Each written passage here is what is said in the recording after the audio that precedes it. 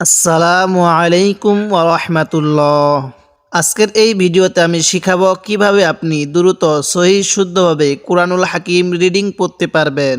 তাই আজকের ভিডিওটি অনেক গুরুত্বপূর্ণ। ভিডিওর মধ্যে কেউ অমনোযোগী হবেন না। তার আগে ছোট্ট একটি রিকোয়েস্ট করব, আমার চ্যানেলটি সাবস্ক্রাইব করুন।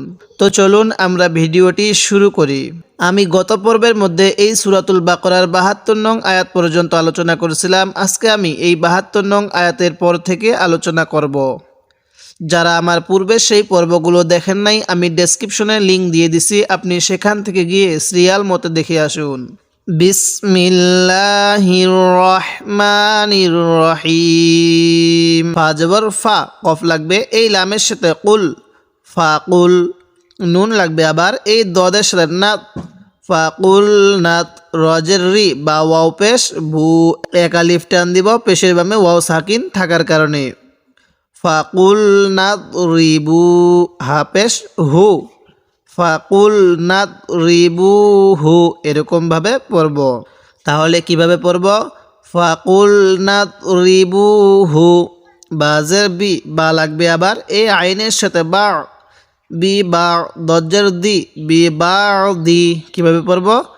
বি বা দি, হা আলিফ জবর হা, এক আলিফ টান দিব জবরের বামে খালি আলিফ থাকার কারণে, বি বা দি হা। এখন যদি আমরা এখানে ওয়াকফ করি তাহলে এরকমভাবেই পড়ব, বি বা দি হা। ফাকুল নাদরিবুহু বিবাদিহা।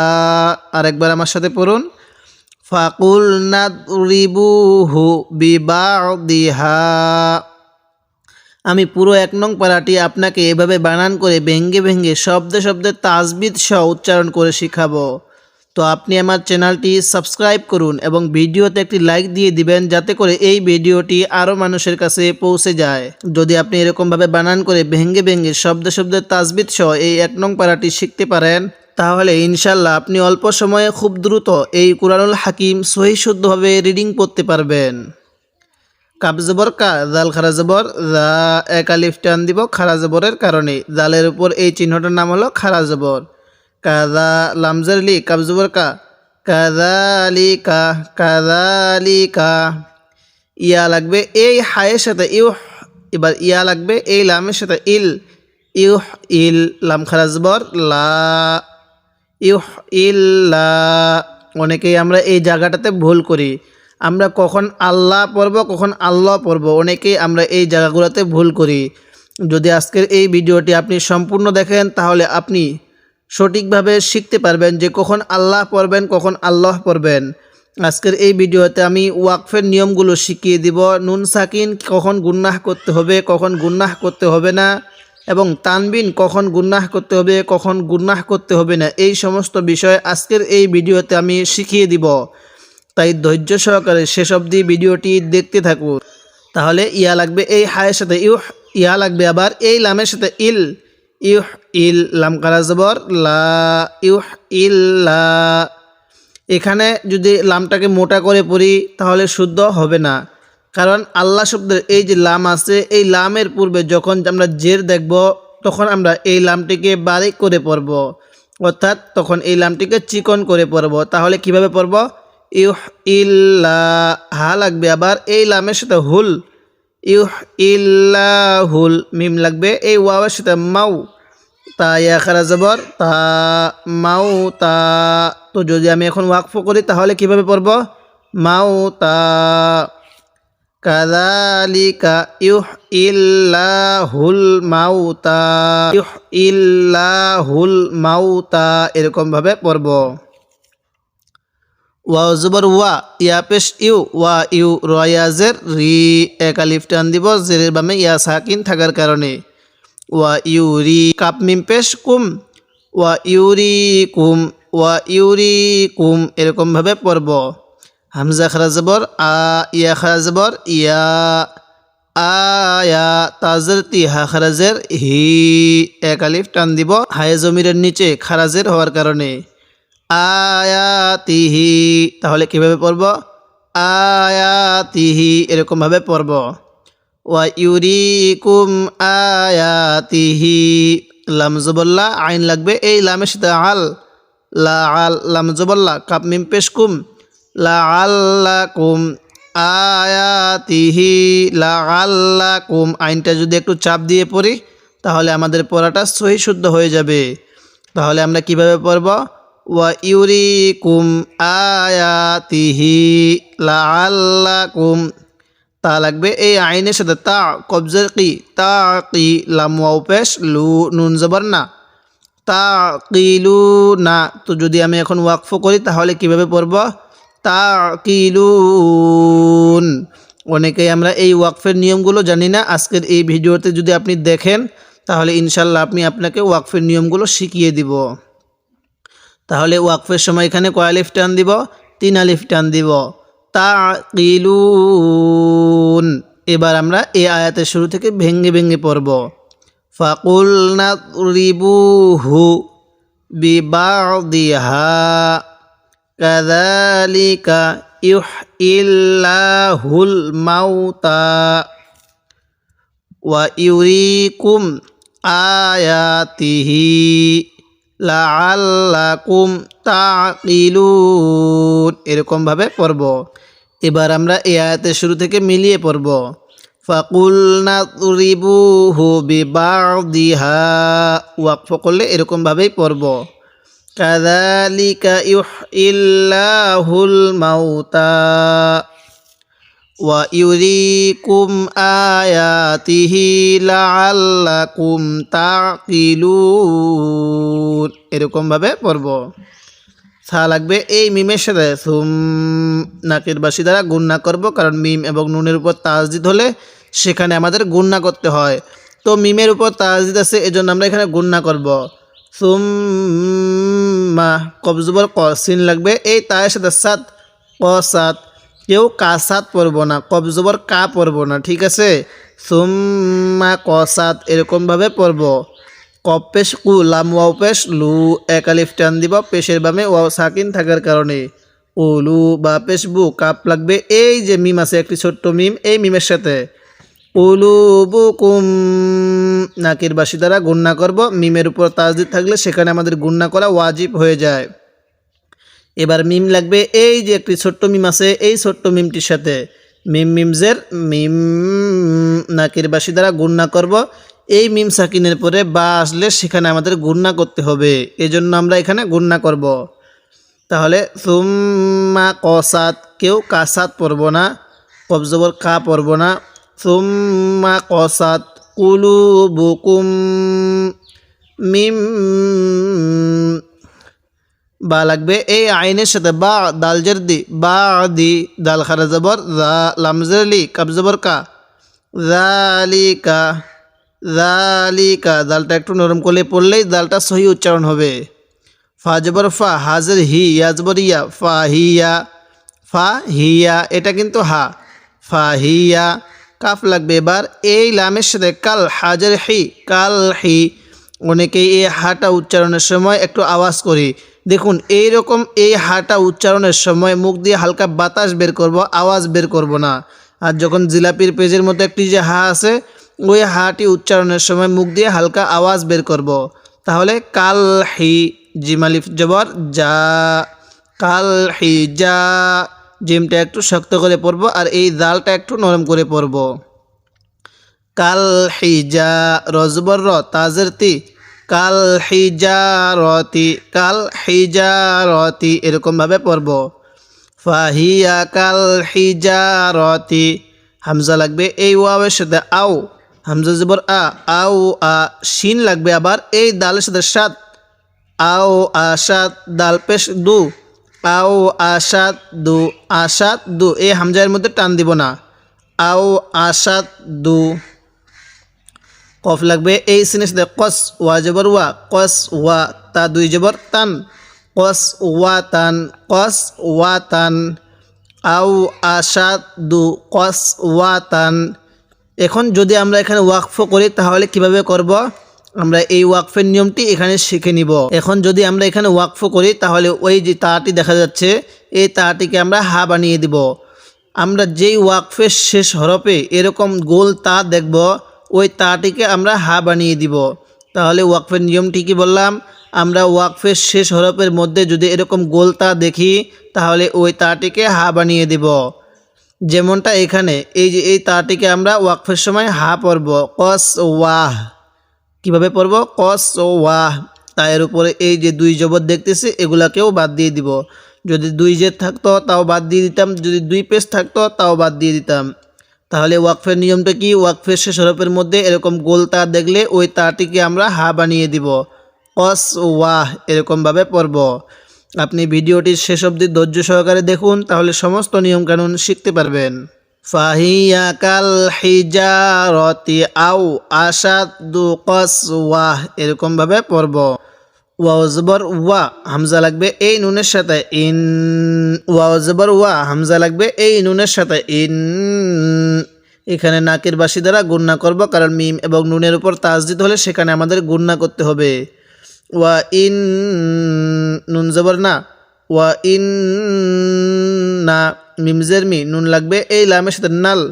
ওয়া ইন না মিনাল, হাজের হি, জিম আলিফ জবর যা, হি যা। ওয়া ইন না মিনাল হিজা, র জবর র, তাজের তি। ওয়া ইন না মিনাল হিজারতি। ওয়া ইন না, এই নুনের মধ্যে টান দিব না। ওয়া ইন্না মিনাল হিজারতি, লাম জবর লা, মিম আলিফ জবর মা, লামা। ইয়া জবর ইয়া, লামা ইয়া। তা জবর তা, লামা ইয়া তা। ফা লাগবে এবার এই জিমের সাথে, ফাজ, জিম জবর যা, ফাজ যা, র পেশ রু, ফাজ জারু, লামা ইয়া তা ফাজ জারু। মিম লাগবে এবার এই নুন সাকিনের সাথে মিন, হা লাগবে এবার এই লামের সাথে হুল, মিন হুল। হামজা লাগবে এই নুনের সাথে আন, মিন হুল আন। হা খারা জবর হা, র পেশ রু, আন হারু। কিভাবে পড়ব? আন হারু। এই হাটা উচ্চারণের সময় হালকা আওয়াজ বের করব। আর এই যে হাটি দেখতেছেন, এই হাটি উচ্চারণের সময় মুখ দিয়ে হালকা বাতাস বের করব। আর এই হাটি উচ্চারণের সময় মুখ দিয়ে হালকা আওয়াজ বের করব। তাহলে কিভাবে পড়ব? আনহারু। এখন যদি আমরা এখানে ওয়াকফ করি তাহলে কিভাবে পড়ব? আনহার। তখন রয়ের উপর এই যে পেশটি দেখতেছি আমরা এই পেশটিকে বাদ দিয়ে দিব। আমরা ওয়াকফের শেষ হরফের মধ্যে যদি জবর দেখি তাও বাদ দিয়ে দিব, যদি জের দেখি তাও বাদ দিয়ে দিব, যদি পেশ পাই তাও বাদ দিয়ে দিব। যেমন রয়ের উপরে এই যে পেশ আছে আমরা এটাকে বাদ দিয়ে রটিকে সাকিন করে দিব, আনহার। কিভাবে পড়ব তাহলে ওয়াকফের সময়? আনহার, শেষ হরফের মধ্যে সাকিন করে দিব। লামা ইয়াতাফাজ্জারু মিনহুল আনহার এরকমভাবে পড়ব। এবার আমরা এই আয়াতের শুরু থেকে আবার ভেঙ্গে ভেঙ্গে পড়ব। সুম্মা কসাত কুলুবুকুম, নাকের বাসি দ্বারা গুণনা করব। মিম বাদি যালিকা ফাহিয়া কাল হিজারতি আও আশাদ্দু কসওয়াহ। ওয়া ইন্না মিনাল হিজারতি লামা ইয়াতাফাজ্জারু মিনহুল আনহার। এবার আমরা এই আয়াতের শুরু থেকে মিলিয়ে পড়ব। সুম্মা কসাত কুলুবুকুম মিন বাদি যালিক, ওয়াকফ করলে এরকমভাবে পড়ব। মিন বাদি যালিকা ফাহিয়া কাল হিজারতি আও আশাদ্দু কসওয়াহ। ওয়া ইন্না মিনাল হিজারতি লামা ইয়াতাফাজ্জারু মিনহুল আনহার এরকমভাবে পড়ব। ওয়া জবর ওয়া, হামজা লাগবে এই নুনের সাথে ইন, নাকের বাসি দ্বারা গুণনা করব। ওয়া ইন, নুন জবর না, ওয়া ইন না, মিম লাগবে আবার এই নুনের সাথে মিন। ওয়া ইন না মিন, হা আলিফ জবর হা। ওয়া ইন্না মিনহা, কিভাবে পড়ব?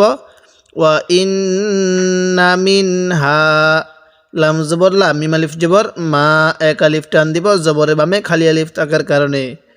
ওয়া ইন্না মিনহা, লাম জবর লা মিম আলিফ জবর মা লামা ইয়া লাগবে আবার এই শিনের সাথে ইয়াস শিন লাগবে আবার এই কপের সাথে শাক ইয়াস শাক কব জবর ক কপ পেশ কু ইয়াস শাক কু লামা ইয়াস শাক কু ওয়া ইন্না মিনহা লামা ইয়াস শাক কু কিভাবে পড়ব ওয়া ইন্না মিনহা লামা ইয়াস শাক কু এরকম ভাবে পড়ব ফা জবর ফা ইয়া লাগবে এই খয়ের সাথে ইয়াখ ফা ইয়াখ র পেশ রু জিম পেশ জু ফা ইয়াখ রুজু কিভাবে পড়ব ফা ইয়াখ রুজু মিম লাগবে এই নুনের সাথে মিন হা লাগবে আবার এই লামের সাথে হুল মিন হুল মিম আলিফ জবর মা হামজা পেশ উ মা উ এই মিমের মধ্যে 4 আলিফ টান দিব মদের হরফের উপর এরকম মোটা চিহ্ন এরপরে যদি এরকম গোল হামজা দেখি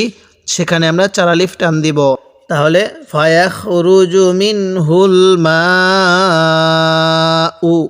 এখন যদি আমরা এখানে ওয়াকফ করি তাহলে কিভাবে পড়ব এবার আপনারা বলবেন। হ্যাঁ, যদি এখানে ওয়াকফ করি তাহলে হামজার উপর যে পেশটি আছে এটিকে বাদ দিয়ে দিব এবং হামজাকে সাকিন করে দিব। তাহলে কিভাবে পড়ব মা ফায়াখরুজু মিনহুল মা এরকম ভাবে পড়ব।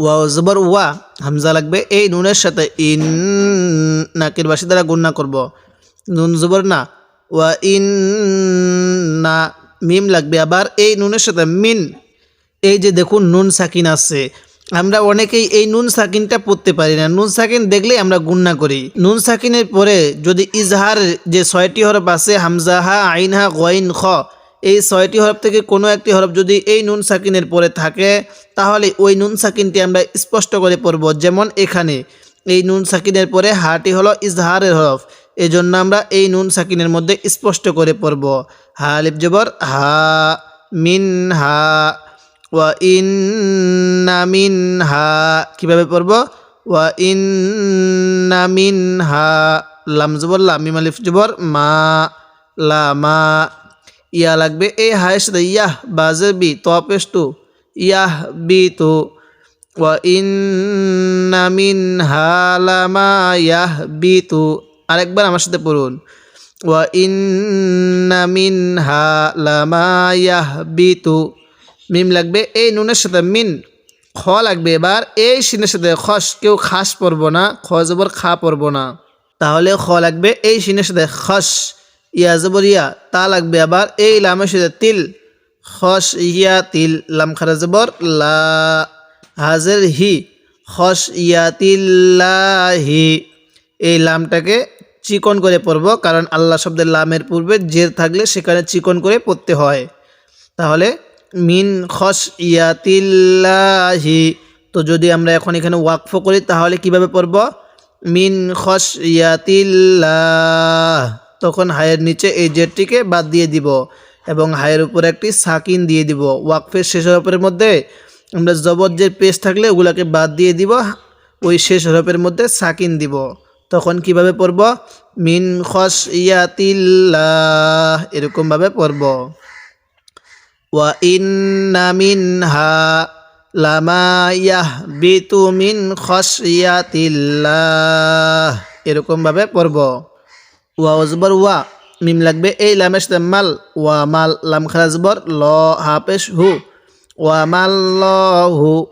মাল্লাহু বাজের বি গইন আলিফ জবর গ ফাজের ফি লাম দুই জেলিন বিগাফিলিন কেউ বিগাফিলিন পড়ব না বিগাফিলিন আইন লাগবে এই মিমের সাথে আম নাকের বাসি দ্বারা গুণনা করব মিম আলিফ জবর মা আম মা তা লাগবে এই আইনের সাথে তা মিম জবর মা তা মা লাম ওয়াও পেশ লু নুন জবর না তা মালু না তো যদি আমরা এখন ওয়াকফ করি তাহলে কিভাবে পড়ব তা মালুন এরকম ভাবে পড়ব এবার আমরা এখান থেকে ভেঙ্গে ভেঙ্গে পড়ব ওয়া ইন্না মিনহা লামা ইয়াশাক্কাকু ফায়াখরুজু মিনহুল মা এরকম ভাবে পড়ব ওয়া ইন্না মিনহা লামা ইয়াহবিতু মিন খাশিয়াতিল্লাহ এরকম ভাবে পড়ব